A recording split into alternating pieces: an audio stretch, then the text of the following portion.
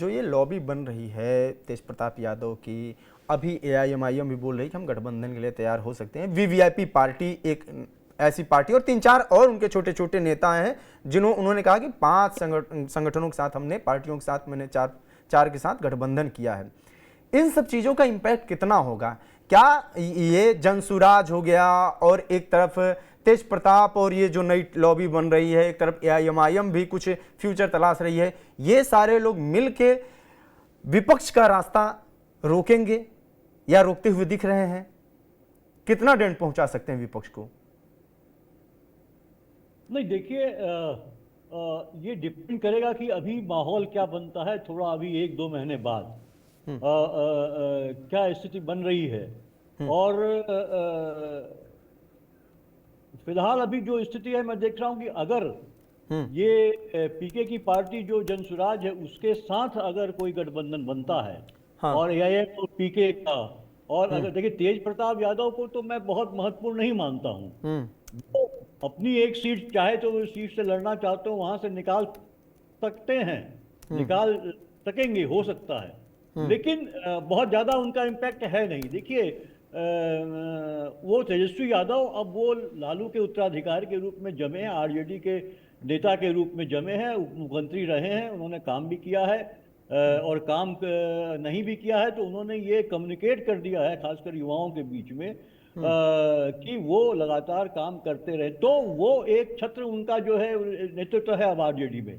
तो उसको तेज प्रताप जो है कि भले ही वो उनके बड़े पुत्र लालू के, तो लालू का समर्थन भी नहीं है, क्योंकि लालू ने उनको परिवार से भी बेदखल कर दिया है, पार्टी से भी बेदखल कर दिया है। तो अभी तो लालू जिंदा है और उनका प्रभाव काफी है बिहार में। तो तेज प्रताप का उतना मुझे लगता नहीं कुछ खास प्रभाव पड़ेगा। और पहले वो समाजवादी पार्टी की तरफ जाना चाह रहे थे, फिर कभी किसी की तरफ, कभी कहते थे मैं इंडिपेंडेंट लड़ूंगा। अब वो एक ये पार्टी जो उनके एक परिचित है, मित्र हैं, उनकी पार्टी जो है उससे वो लड़ना चाह रहे हैं।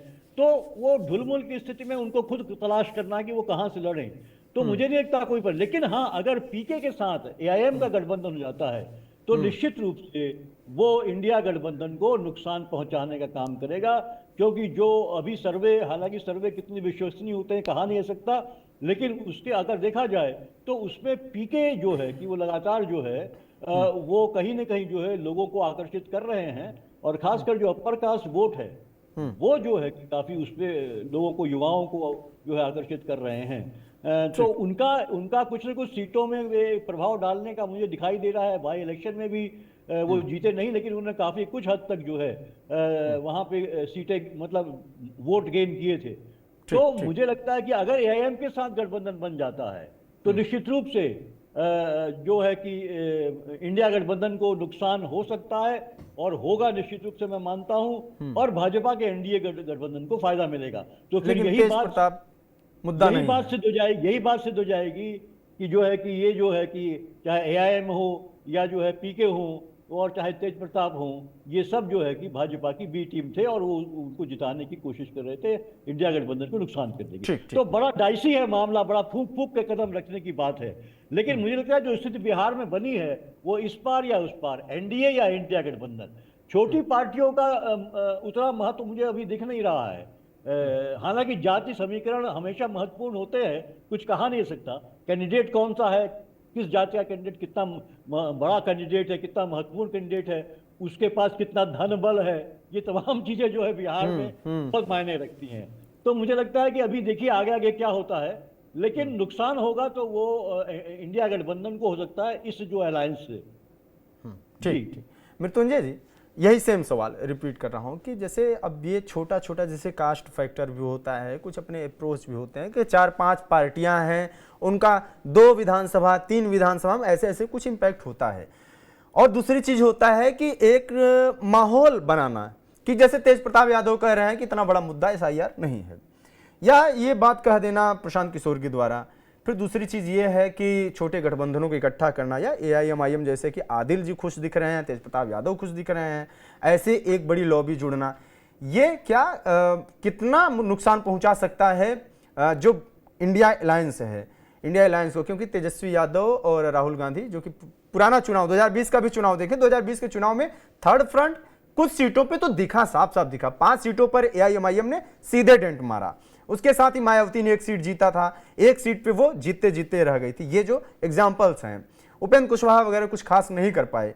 चिराग पासवान ने काफी नुकसान पहुंचाया था उस वक्त एनडीए अलायंस को, खासतौर से नीतीश कुमार को।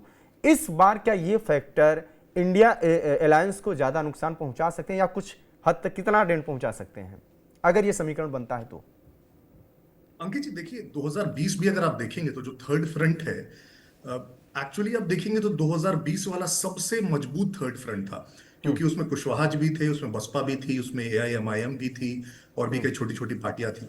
लेकिन मैं फिर भी मानता हूं कि जितनी भी सीटें जीती गई, चाहे एआईएमआईएम ने 5 सीटें जो जीती, बसपा ने जो 1 सीटें जीती, ये इन इंडिविजुअल पार्टीज ने जीती। ऐसा कुछ नहीं है कि बहुत ज्यादा वोट ट्रांसफर उसमें हो रहा था, क्योंकि इन पार्टियों का ऐसा कोई captive vote bank. So for example, अगर एआईएमआईएम को मैं मानूं तो सीमांचल में है कुछ सीटों पे उसका जो वोट बैंक है, जो अल्पसंख्यक वोट है, वहां पे वो ऐसे भी जीतेंगे चाहे दूसरी पार्टियां साथ आए चाहे नहीं आए। सेम बसपा जो सीट जीती वो कैंडिडेट के कारण और सिंबल के कारण जीती। उसमें ऐसा नहीं है कि कुशवाहा जी की पार्टी का वोट ट्रांसफर हुआ है या एआईएमआईएम का बहुत ज्यादा वोट ट्रांसफर हुआ।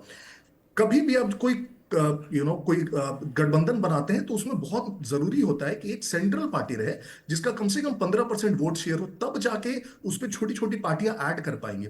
ये जो सारी छोटी पार्टियां जब आपस में आती हैं, इनका खुद का जो वोट परसेंटेज होता है 2, 3, 4, 5% भी रहे, ये आपस में आने के बावजूद एक दूसरे को वोट ट्रांसफर नहीं करवा पाती है, क्योंकि उनका प्रभाव किसी एक क्षेत्र में या किसी एक समाज समुदाय में होता है। तो इसलिए इस बार भी मुझे नहीं लगता, इनफैक्ट 2020 से और कमजोर है ये, क्योंकि अब कुशवाहा जी भी नहीं है उसमें, बसपा भी अलग चुनाव लड़ रही है। इनफैक्ट प्रशांत किशोर का जो अभी तक अंडरस्टैंडिंग अलग चुनाव लड़ रहे हैं।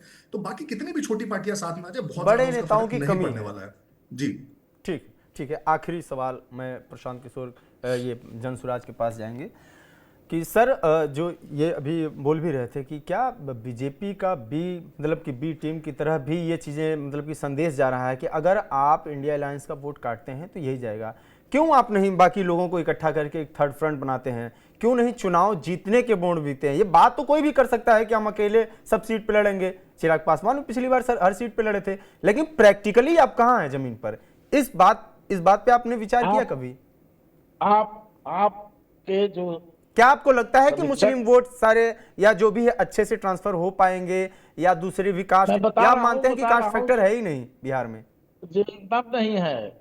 इस बार के चुनाव में कास्ट फैक्टर शून्य हो गया है, 0 हो गया है। और जो लोग भी एनालिसिस विशेषज्ञ हैं, एनालिसिस कर रहे हैं, अभी थोड़ा उनको अभी और गंभीर अध्ययन करने की आवश्यकता है, क्योंकि बिहार के भीतर में गांव में जो करंट चल रहा है, उस करंट का एहसास अभी राजधानी में लोगों को दिख नहीं रहा है। सब जन सुराज पार्टी जात के धर्म की राजनीति जो बिहार में बरसों से चलती रही है, उस राजनीति को का पटाक्षेप करने में सक्षम हो चुका है, और ऐसा दिख भी रहा है। तो इसलिए घबराइए नहीं, और हम कभी किसी की न बी टीम थे, न है, न रहेंगे। अगर बी टीम होते तो हम दिलीप जायसवाल जी का पूरा बखिया उधेड़ चुके हैं, और जवाब नहीं जुड़ रहा है भारतीय जनता पार्टी के पास। मंगल पांडे के राजकाज में अमंगल स्थिति बनी हुई है स्वास्थ्य की, तो इनका जवाब आज तक नहीं जुड़ रहा है। ये सभी राजद और भाजपा एक ही सिक्के के दो पहलू हैं, दोनों महाभ्रष्टाचारियों के जमावड़ा का केंद्र है। इसलिए इन दोनों से बिहार की जनता त्रस्त है, त्राहिमाम कर रही है, और बदलाव के लिए आतुर है। बदलाव की आंधी बह रही है जमीन पर। घबराए नहीं, धैर्य रखें, और दोनों का वोट काटेंगे, इतना ज्यादा काटेंगे कि दोनों धराशायी हो जाएगा, महागठबंधन भी और ये भाजपा जदयू गठबंधन भी। इसलिए हम लोग किसी जात की बात नहीं करते, जमात की बात कर रहे हैं, बिहारियों के सम्मान की बात कर रहे हैं, बिहारियों के मुफलिसी, गरीबी, पलायन और बेरोजगारी को रोजगार में तब्दील करने की बात कर रहे हैं। हम लोग समाज को जगाने और शिक्षित करने की बात कर रहे हैं। इसलिए स्कूल का बस्ता ही बिहार के भाग्य का रास्ता तय कर रहा है। घबराए नहीं, धैर्य रखें, चुनाव परिणाम आने दीजिए। ठीक है। बहुत बहुत धन्यवाद संजय ठाकुर जी, पीयूष पंत जी और मृत्युंजय शर्मा जी, आप दोनों को जुड़ने के लिए, तीनों को जुड़ने के लिए। आदिल जी शायद चले गए हैं। तो फिलहाल जो बिहार का आज का विषय रहा है वो यही है कि तेज प्रताप यादव अपनी अलग पार्टी बना रहे हैं और या बन गया है, उनको मान्यता भी मिल गया है। और इसके साथ ही उन्होंने ये भी कहा कि AIMIM के साथ वो गठबंधन कर सकते हैं। ये थर्ड फ्रंट जो बनेगा, इसका स्वरूप क्या होगा ये देखना होगा। और दिलचस्प ये होगा कि इस थर्ड फ्रंट का नेतृत्व कौन करेगा और इसको 2020 की तरह क्या सपोर्ट मिलेगा या उससे भी कम सपोर्ट मिलेगा, और ये आरजेडी को कितना नुकसान पहुंचाएगा ये भी देखना होगा। और इन सबसे इतर जनसुराज अकेले जो ये दावा कर रही सभी सीटों पर चुनाव लड़ेंगे, वो कितना कमाल कर पाएगी ये भी देखना होगा। इन तमाम विषयों पर आपकी क्या राय कमेंट बॉक्स में जरूर बताएं। देखते रहिए बिहार की बात, जुड़े रहिए TV9 बिहार झारखंड के साथ। नमस्कार।